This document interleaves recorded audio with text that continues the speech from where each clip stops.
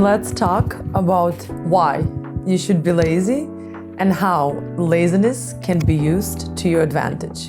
Hello and welcome back. Wait, let me grab my tea. Oh, right here. Tea with milk. I'm becoming very English nowadays, trying to stay away from coffee. It's actually been 10 days since I stopped drinking coffee. Pretty challenging. Headaches were pretty bad for the first 7 days. Now I'm much better. So let's go back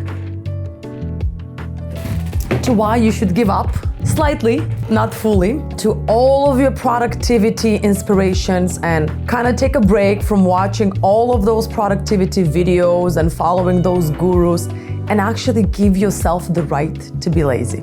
You know, most people are actually pretty bad at being lazy. Not everyone knows how to use that leisure time, that laziness to their advantage. Yes, even laziness can be used to your advantage, and you can definitely have so many pluses in just taking that much needed rest. For some reason, laziness was always looked at as a bad thing because we are so productive nowadays and we're looking for ways to just fill up our days, our minutes, our hours, and not to feel like we're falling behind, that we forget that we are most productive and we are most inspired and we are most at our best when we are lazy to some degree, when our brain is wandering around. That's when inspiration kicks in. So 3 major things to consider and to think of when you're actually resting, when you're being lazy. Number 1 is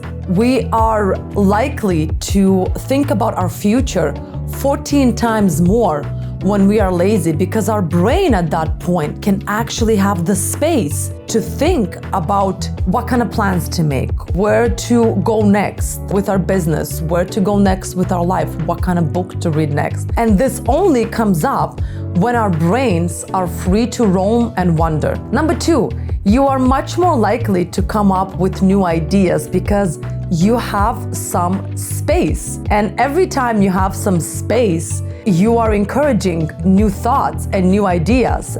That's why you should be lazy to some degree. Number 3 is you're making time to recharge, and there's so much commotion going around mental health, and one of the main steps into improving our mental health is to actually clear up our brain and let it relax and give it space to wander. So if you're a mother like I am, then you definitely are overwhelmed, overstimulated, your mental load is overboard. And one of the ways that I let myself be lazy is I just take the responsibility of life just going in its course and not necessarily trying to adjust every little things that comes my way. You know, I was reading this book, it's called No Bad Parts. Really cool read if you are trying to improve yourself. And what was talked about in this book about laziness in particular, and how this is a generational trauma to some degree. We are generationally traumatized when it comes to laziness and how it's looked at and how it's frowned upon. Because in reality, this is when we are most productive. But every time you think of, oh, I'm lazy, it's not necessarily coming from your parents or from your surroundings. It can be generational. Our ancestors never relaxed, you know, because we were always hunting, looking for food, or trying to survive a war. So every time you are sitting down and you think that you're lazy, it's not necessarily trauma from your parents, it's a generational trauma. By the way, truly recommend. Fantastic read. Another big benefit of being lazy is you are going to get that much of a better sleep, because if your brain is overwhelmed, is overstimulated, and you have so many thoughts coming in and out, it's going to be that much harder for you to fall asleep. And I'm definitely a big advocate for turning everything down and trying to tune everything down and read a very relaxing book, or just try to clear up your mind. And if it's really hard for you and you cannot stop the pacing of your thoughts, try to write them down. I found that journaling before I go to sleep really does help me to be lazy. That's one thing, because I sit on my bed, I take my journal, I relax, obviously after the kids are asleep. But it also empties out your mind. You know, you have to know that our brains are made for coming up with ideas, not for keeping them. That's why we have a pen and paper for. Obviously, you're gonna prevent burnout, and definitely we're very much inclined, especially after COVID, to feel this burnout, because during COVID, obviously, everyone was trying to be as productive as possible because everyone's at home and there is no full-time work. So people were very much striving to build a business, to get as much knowledge as possible.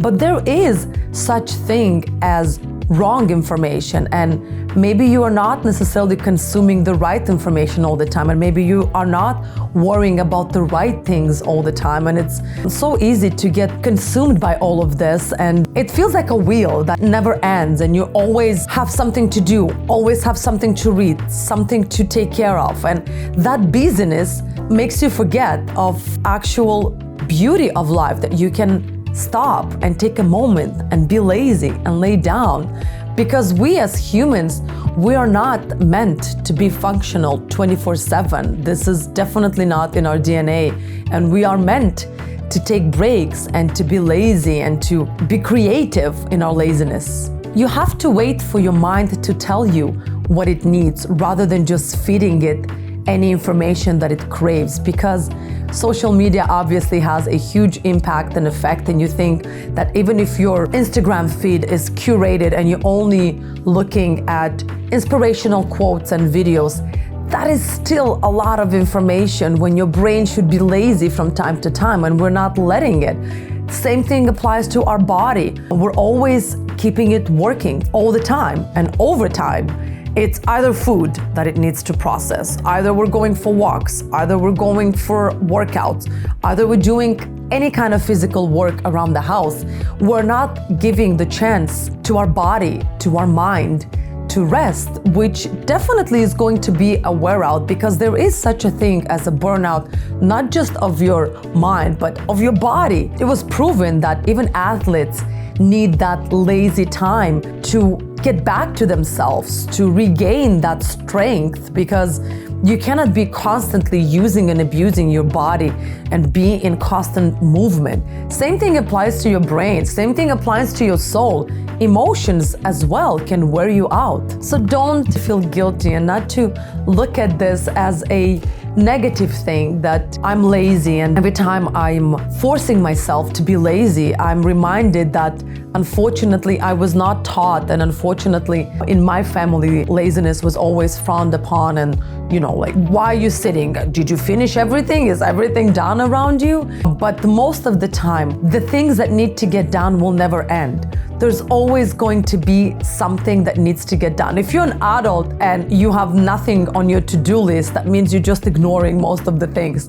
Because as adults, we will always have things to do on our to-do list, but it's impossible to keep up with it. We were not meant to be 24/7 productive or to be on the move all the time. And by being lazy, you're doing yourself a favor, because that's when you're most productive.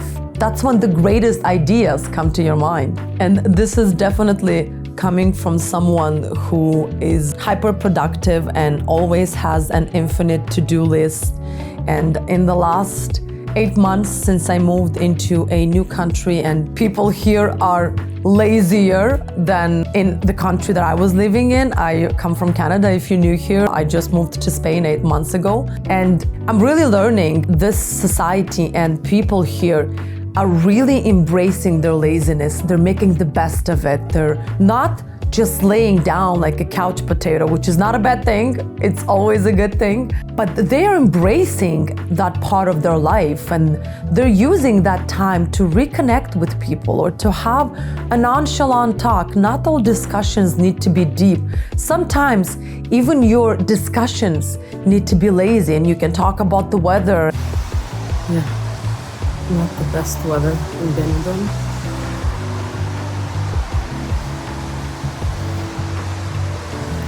A bit of a rain, a bit of bad weather.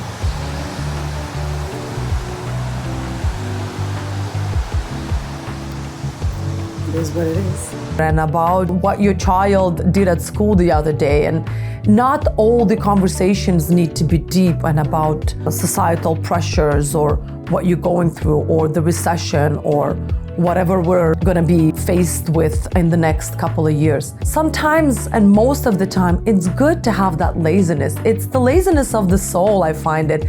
When I call my friends or when I call someone back home that they don't have maybe as many problems as a new immigrant in a new country does. So it really gives me that opportunity to relax and to embrace those conversations. It's like food for my soul. I love it.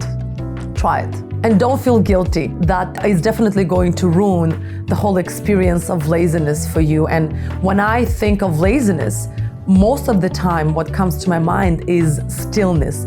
Stillness of the mind, stillness of the body, stillness of the soul. Most of the time it's just stillness. And I don't necessarily think of it as being non-productive. If anything, I am rejuvenating myself to be more productive in whatever hours I have left in the day. And I try to do it if I get a chance. And if you have small children and if you are a mother, I try to take a nap in the afternoon. I try to be lazy in the afternoon for like a good hour.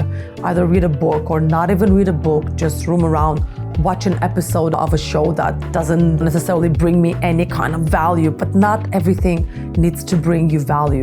Some things bring you value by not bringing you value. They're just letting you roam and breathe and forget about your day-to-day responsibilities. So that's it. Embrace your laziness, embrace your time off, be proud of where you are, because I'm sure whatever you are came with a big chunk of laziness, and most of your biggest decisions probably were made during the time of laziness. And there's so many researches and studies that show that all of the major decisions were done when you were still, when your brain is still and everything else is still around you. So don't necessarily look at this negatively and be positive as much as you can. And I will see you in my next video.